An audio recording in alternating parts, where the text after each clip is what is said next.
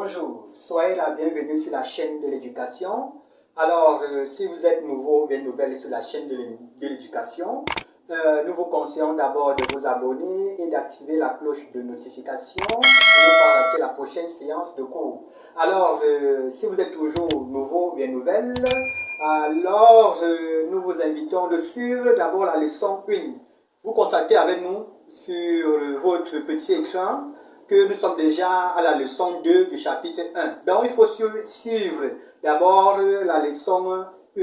Dans ce chapitre, cette leçon est postée sur la chaîne de l'éducation. Feuilletez et vous suivez d'abord la leçon 1 avant de venir suivre la leçon 2 pour ne pas être égaré. Alors, si cela est fait, nous vous invitons de vous rejoindre à nous pour que nous commencions la leçon d'aujourd'hui. Nous rappelons que les nombres complexes sont un cours de terminale scientifique et aussi les terminales d'enseignement technique. Il y a aussi les classes de première enseignement technique en industrie. Industrie, c'est-à-dire les F et les BT. Alors, si vous êtes déjà concentré, mettez-vous au pas et concentrez-vous pour que nous commencions la leçon du jour. Leçon du jour, chapitre 1, nombres complexes. Leçon 2, opération sur les nombres complexes. 31, forme algébrique. L'écriture Z qui est égale à A plus IB est la forme algébrique de Z. Regardez bien comment on a écrit Z. Z égale à A plus IB. Ça veut dire que un nombre complexe est écrit sous la forme algébrique lorsque la partie réelle et la partie imaginaire sont séparées. Vous voyez l'écriture ici. La partie réelle et la partie imaginaire sont séparées. Puisque nous avons fait la leçon 1, nous avons déjà expliqué ce que c'est qu'un nombre complexe. Exemple, Z1 égale à 3 moins 5i. Z1 ici est sur la forme algébrique parce que la partie réelle et la partie imaginaire sont séparées. Z2 aussi est sur la forme algébrique parce que la partie réelle et la partie imaginaire sont séparées. Notez bien, la forme algébrique de 1 sur A plus IB. Alors, regardez bien l'écriture ici. C'est 1 sur A plus IB. Vous constatez que la partie réelle et la partie imaginaire ne sont pas séparées. Parce qu'il y a 1 au numérateur. Au dénominateur, on a mis A plus IB. Les deux sont mélangés sous une fraction. Par conséquent, ce n'est pas un nombre algébrique ici. C'est un nombre complexe. Donc, 1 sur A plus IB. 1 sur A plus IB est un nombre complexe. Ce n'est pas encore un nombre algébrique. La question, c'est de mettre cette écriture sous la forme algébrique. Alors, voilà comment nous avons procédé pour mettre sous la forme algébrique. Alors, comme nous avons fait dans les classes intermédiaires, c'est-à-dire en troisième, ceux qui ont fait la classe de troisième, ou bien ceux qui ont fait la classe de quatrième, on nous demandait de faire l'expression conjuguée d'un nombre. On mettait par exemple 1 sur 2 plus racine de 3. Conjugué, écrit sans radical au dénominateur. C'est la même chose ici pour l'expression algébrique ici. Vous voyez qu'on a mis l'imaginaire au dénominateur. Quand vous demandez d'écrire une expression sans le radical, sans le symbole racine carrée au dénominateur, c'est de faire l'expression conjuguée de ce nombre. Même chose ici. Nous voulons écrire 1 sur A plus IB sous la forme algébrique. Comme il y a I au dénominateur, il faut conjuguer le dénominateur pour chasser le I. Comme on conjugue aussi le dénominateur pour chasser la racine carrée. Donc nous allons conjuguer le dénominateur pour chasser le I. Alors, nous voulons conjuguer le dénominateur. L'expression conjuguée de A plus IB, c'est quoi? C'est A moins IB. Nous allons mettre ça au numérateur et au dénominateur. Si nous simplifions les deux expressions qu'on a écrites là, nous revenons toujours initialement à l'équation de départ. Je me reprends. Alors, nous disons tout à l'heure que pour conjuguer, ou bien pour donner l'expression algébrique d'un nombre complexe sous forme d'une fraction, et si l'inconnu, enfin, c'est pas l'inconnu, si l'imaginaire est au dénominateur, il faut conjuguer le dénominateur. Il faut faire l'expression conjuguée du dénominateur. Exemple, voici ça au tableau. Nous avons aussi 1 sur A plus IB. Nous allons conjuguer le dénominateur ici pour chasser l'imaginaire I au dénominateur. l'expression conjuguée de A plus IB, c'est quoi? C'est A moins IB. Nous mettons A moins IB au numérateur et au dénominateur. J'espère que vous vous rappelez de vos expressions conjuguées sur les racines carrées en classe de 3e, 4e. C'est la même chose. Alors, après avoir conjugué, il faut maintenant développer. Le numérateur, nous écrivons le numérateur.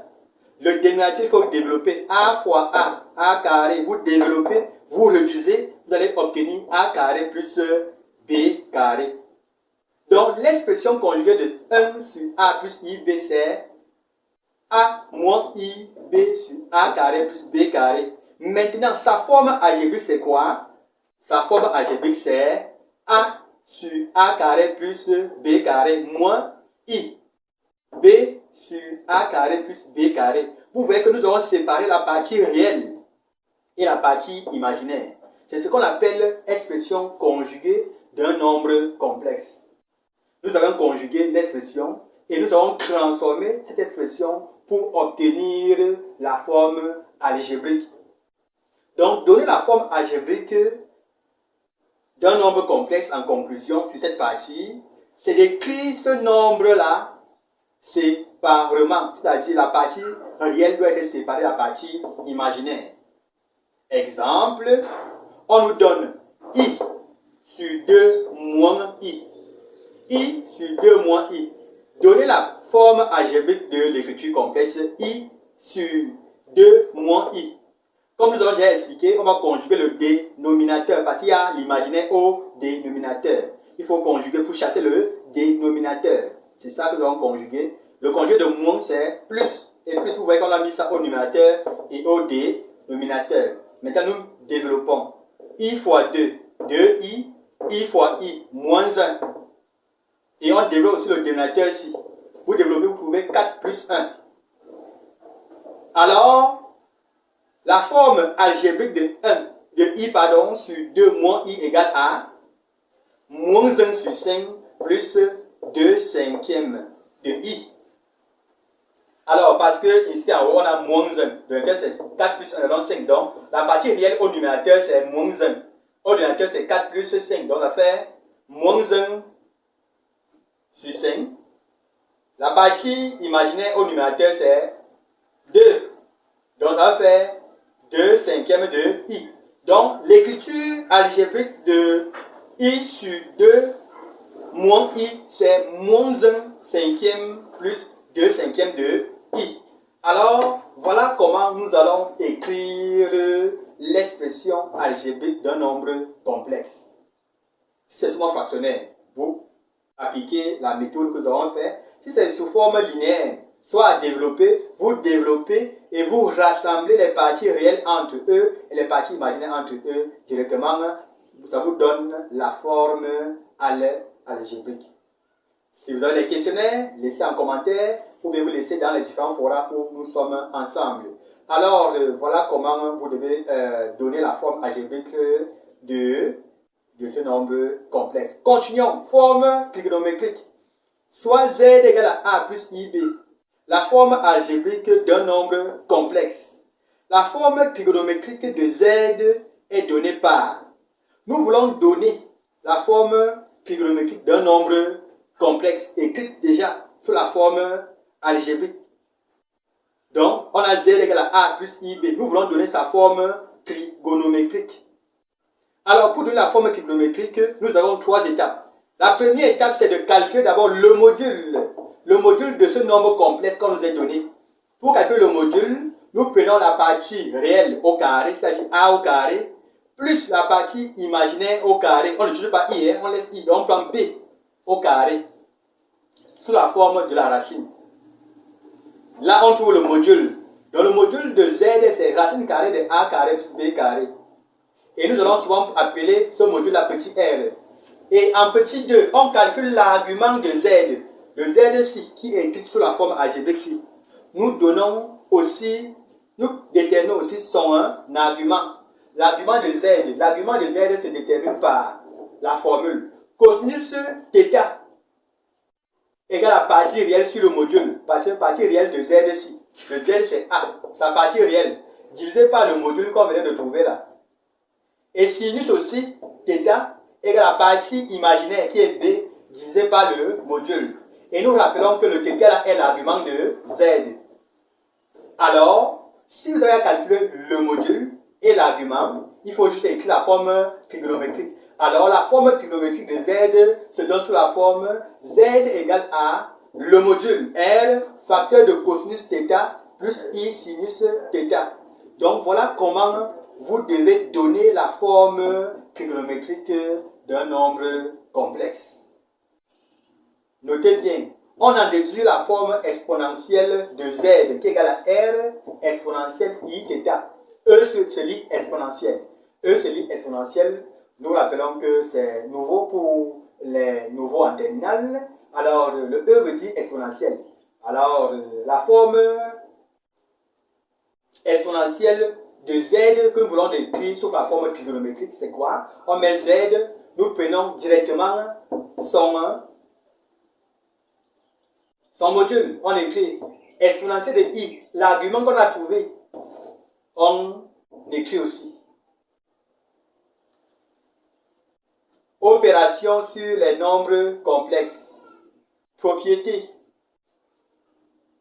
I carré égale à moins 1. I puissance 3 égale à I fois I fois I égale à moins I. I puissance 4 donne 1. I puissance 5 donne I. I puissance 2n égale à 1 si n est pair. Ou bien moins 1 si n est impair. Nous rappelons que n appartient à l'ensemble des nombres entiers naturels. Donc n appartient à l'ensemble des nombres entiers naturels. Non nuls. Non nuls. Bon, non nuls. I puissance 2n plus 1 égale à I si n est pair, moins I si n est impair. Soit n qui est égal à, soit z égale à a plus ib et z égale à a plus ib'. Calculez z plus z', l'addition. Alors, vous devez poser, rassembler les parties réelles entre eux et les parties imaginaires entre eux. Z moins z', même chose, vous rassemblez les parties réelles entre eux et les parties imaginaires entre eux. Z fois z', vous multipliez et vous développez, vous réduisez, vous obtenez a moins b, I facteur de a', b plus a, b'. Exemple d'application, calculez I puissance 7. I puissance 2010. I puissance 2024. Z1 égale à I facteur de 3 plus 5i. Z2 égale à facteur de 3i moins 1 facteur de 2 moins i. Z3 égale à Z2 sur Z1. Alors, pour les Z1, Z2, Z3, on vous demande de donner la forme algébrique de Z1, Z2, Z3. Donc, après avoir calculé I puissance 7, I puissance 2010, I puissance 2024, là c'est la première question. En deuxième question, on vous demande de donner la forme algébrique de Z1, Z2 et Z3.